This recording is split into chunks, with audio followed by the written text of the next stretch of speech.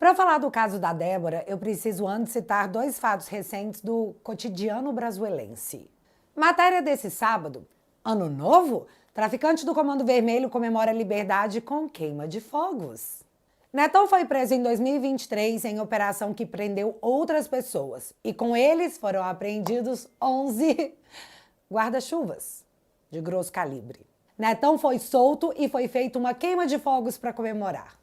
Dá uma olhada. Vai tomar zona nessa p aí, ó.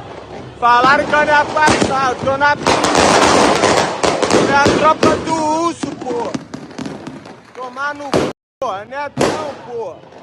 R10, pô. Guarda isso, mas o outro fato recente é que Janones, um grande apoiador do Lula, confessou o crime de rachadinha, assinou um acordo de não persecução penal e dividiu o pagamento para ressarcir os cofres públicos. Após todo mundo ficar sabendo disso, Janones foi nas redes sociais dizer que não confessou nenhum crime, sendo que, para se assinar um acordo de não persecução penal, você tem que confessar o seu crime.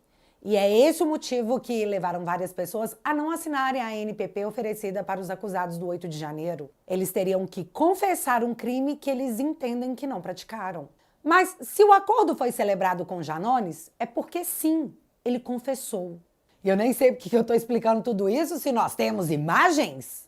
Não, eu não confessei nenhum crime. Deputado André Janones, então, só para dizer para o senhor que esse acordo de não persecução penal implica, por parte do senhor, o reconhecimento dos fatos, né, que estão descritos aqui no acordo. Então, os fatos dizem respeito, né, a ocorrências aqui que no ano de 2019 o senhor teria solicitado um cartão de crédito adicional em nome de alguns assessores parlamentares. Ambiente e de acordo.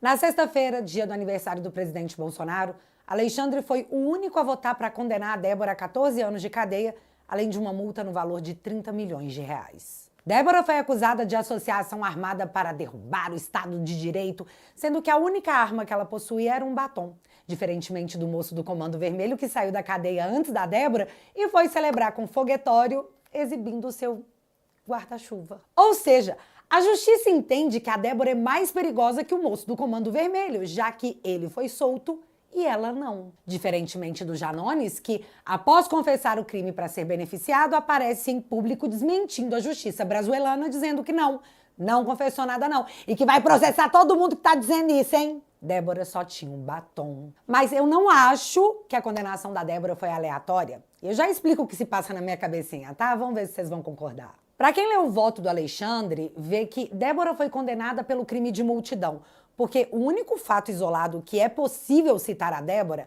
é sim o episódio do batom. O resto foi um julgamento em bloco, o que nos leva ao editorial do Estadão. Moraes condena a cidadã que nem sequer deveria ter sido julgada pelo STF a 14 anos de prisão por uma pichação com batom, num flagrante exagero que desmoraliza o judiciário. E o que mais me deixou impressionada é essa outra informação. Projeto de lei individualiza penas dos condenados pelo 8 de janeiro. Então, agora nós precisamos de uma nova lei para garantir a individualidade das penas, porque a que está lá na Constituição, no artigo 5º, não vale? Oh, meu Deus! Então vamos agora batalhar no Congresso para garantir a individualização de pena para a galera do 8 de janeiro, porque aparentemente a lei vale para todo mundo. Para corrupto mensaleiro, para corrupto petroleiro, mas para Débora não. Para a galera do 8 de janeiro, não. Mas vem cá, olha a coincidência dessa cronologia. O Eduardo decidiu ficar nos Estados Unidos e disse que lá iria lutar para que os que abusaram das leis, gerando benefícios políticos para um lado ideológico, fossem punidos. Matérias em todos os lugares dizendo que Alexandre de Moraes seria sancionado pela Lei Magnitsky. E não só o Alexandre. Na sequência, Alexandre oferece um jantar em sua casa e chama Gonelgo Mota Alcolumbre, o diretor da Polícia Federal e ministros tanto do STJ como do próprio STF. Mas o tema da festa era celebrar o Pacheco, que assistiu às coisas avançarem nos últimos anos e nada fez. Ou seja, foi um bom parceiro. E olha que doideira, o Eduardo, filho do Bolsonaro, segundo o Globo, foi tema de conversas durante o jantar oferecido por Alexandre. Então, assim, um ministro da Suprema Corte deu um jantar, chamou políticos e os mais altos cargos da justiça brasileira e eles estavam falando de Bolsonaro. Eu tenho que lembrar que o Moro foi considerado suspeito e Lula teve as suas condenações anuladas, assim como outros corruptos confessos, porque o Moro conversou com procuradores no Telegram. A alegação na época é que havia um conluio para poder prender o Lula. Mais um jantar oferecido por Alexandre com a presença dos presidentes da Câmara e Senado, do diretor da Polícia Federal, de ministros da Suprema Corte, onde eles falaram do Eduardo exilado nos Estados Unidos, foi só para celebrar a vida do Pacheco. Após esse jantar, Hugo Motta apareceu na Câmara e fez um discurso dizendo que não tem nada de errado acontecendo no Brasil, viu? Não tem preso político, não tem censura, isso aqui é democracia relativa pujante! Na sequência dessa fala do Hugo Motta, que levou pessoas a tomarem omeprazol, surge um vídeo no Metrópolis onde uma pessoa implica Hugo Motta em um esquema envolvendo emendas parlamentares. Eu acho que já com o entendimento, Excelência, do acerto feito com o deputado federal Hugo Motta, já que a emenda era do deputado. Certo. Né? O senhor Então, saberia dizer que acerto seria esse? Se o prefeito repassaria algum valor para o deputado? segundo Nael me confidenciou que seria 10% que o deputado federal tinha cobrado para poder mandar essa emenda para ser executada essa obra. Segundo esse cara, o Hugo Motta teria cobrado 10% para poder repassar uma emenda e uma obra poder ser tocada. E vem cá, você lembra que o Flávio Dino tá tocando um inquérito que tem aterrorizado os políticos em Brasília? É, o inquérito das emendas parlamentares. Hugo Motta, do Republicanos, pressionado a pautar a anistia para tirar da cadeia mães, senhoras com mais de 70 anos, enquanto o traficante está soltando foguetes comemorando a liberdade. Eduardo denunciando um monte lá nos Estados Unidos. Jantar oferecido por Alexandre. Hugo Motta dizendo que o Brasil é uma democracia plena. E plim! Vídeo de 2017 vindo a público informar que Motta foi implicado por alguém no esquema investigado por Flávio Dino. Aí é só você juntar com essas outras matérias aqui, ó. Assessora de Alcolumbre ajudava empresários investigados a liberar emendas. E emendas de Alcolumbre de 15 milhões bancam um programa de ONG ligado a seu assessor. Apesar do Alcolumbre negar qualquer conflito de interesses.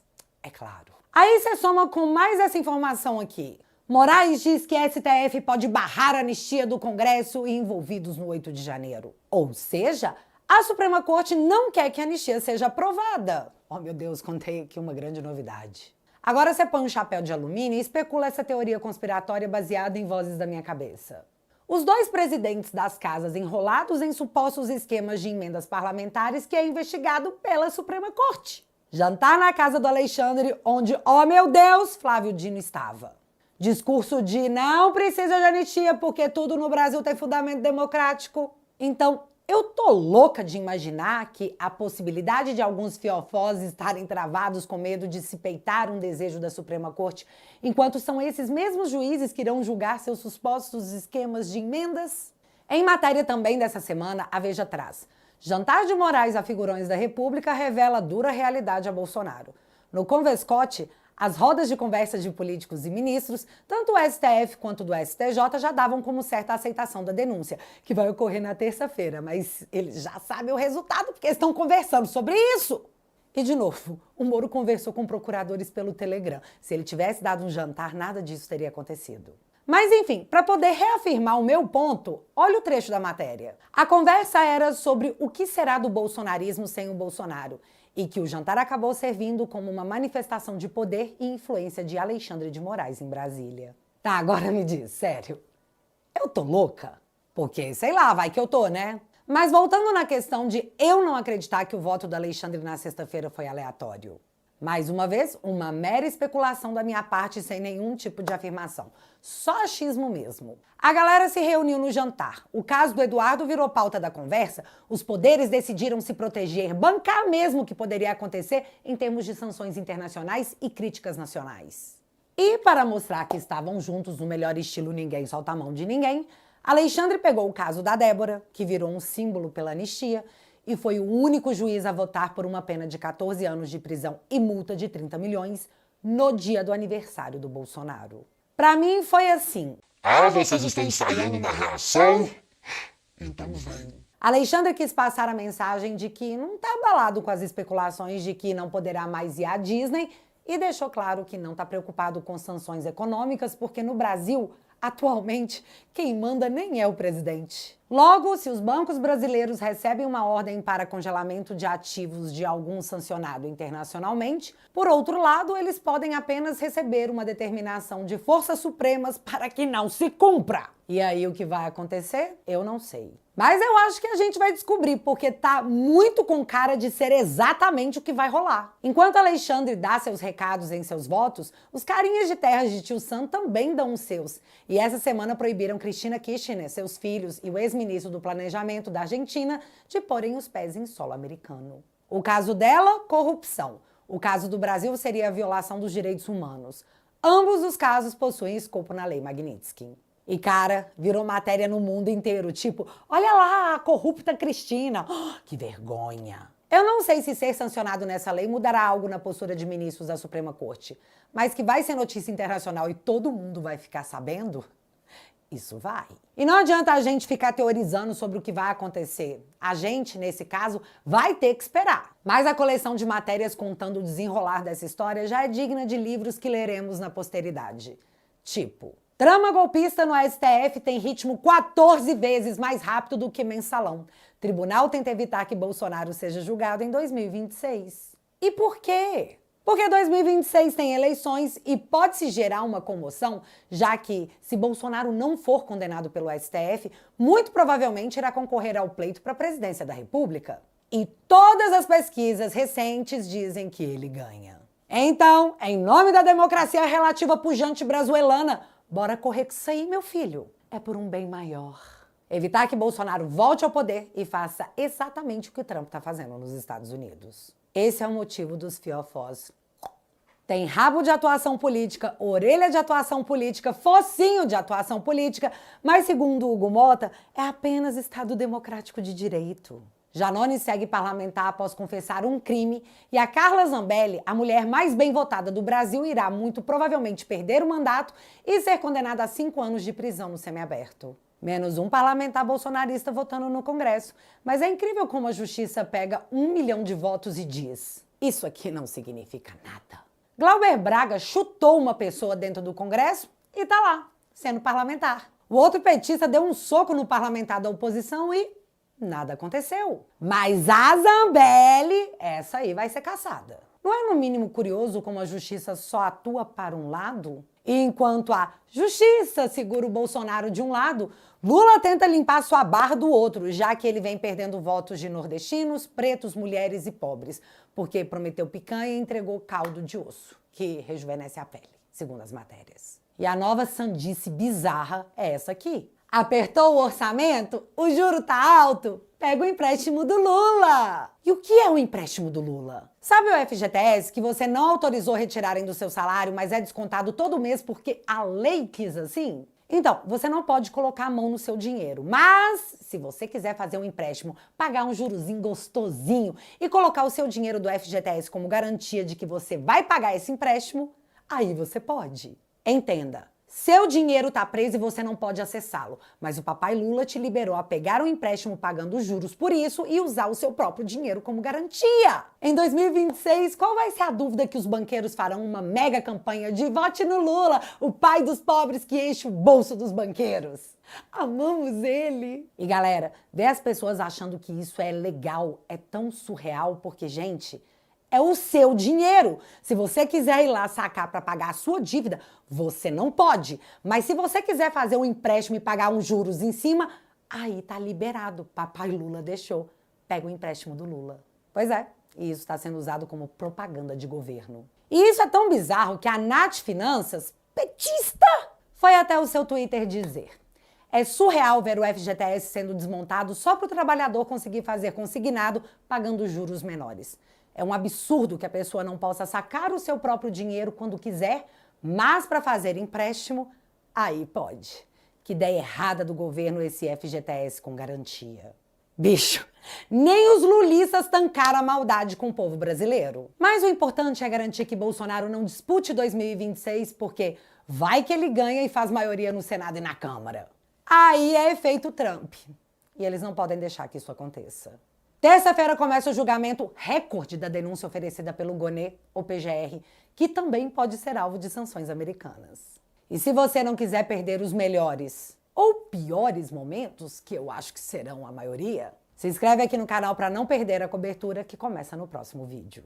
E já que você ficou até aqui, o Alexandre acha que o problema do Brasil está na direita extremista, a direita radical que está usando as redes sociais para instrumentalizar as pessoas. É sério? O ministro que está salvando a democracia realmente pensa isso.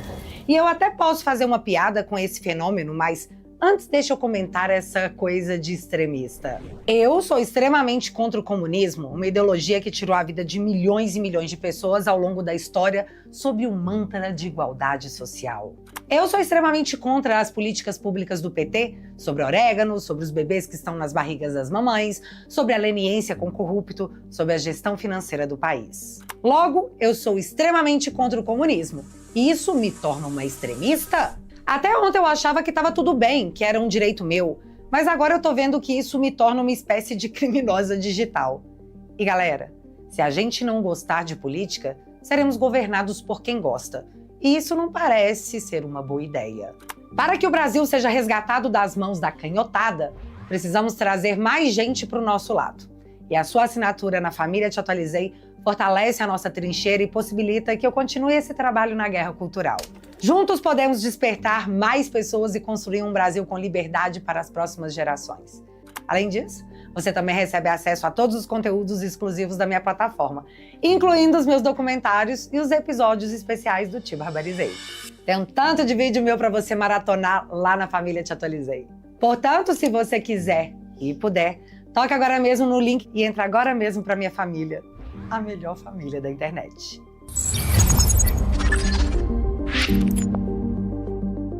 Assinando teatualizei.app por 10 esbanjas por mês, você não apenas financia o meu trabalho, mas a minha defesa contra os inquéritos no meio dessa revolução cultural que vivemos, mas que eles estão tentando barrar de qualquer forma. Só que não vai fazer efeito, filho. Afinal, o presente é deles, mas o futuro é nosso. Aí minha proposta é a seguinte, você apoia o canal e em troca eu te ofereço conteúdos exclusivos. Tá pra sair mais 2 documentários mega legais sobre cultura woke, que já tá indo de Americanas. E também sobre o Foro de São Paulo, aquele que eles tentam dizer que não existia, mas que hoje não dá mais, amiguinho. O grupo foi exposto e mudou de nome pra ver se ninguém percebia. E pra galera que quer assinar o vitalício, a gente manda de brinde esse boné mega exclusiva do Make Lula Presidiário Again. Porque se é pra falar de crime, nunca esqueceremos o maior golpe dado no povo brasileiro, que foi o Petrolão. Mas como ninguém foi pego com um batom, acabou em pizza. Mas nós não esqueceremos. Então, se você quiser e puder, eu vou deixar o link fixado aqui no primeiro comentário. E desde já, muito obrigada. Mas agora eu quero saber de vocês. Minha teoria baseada na fonte Times New Roman faz sentido pra vocês?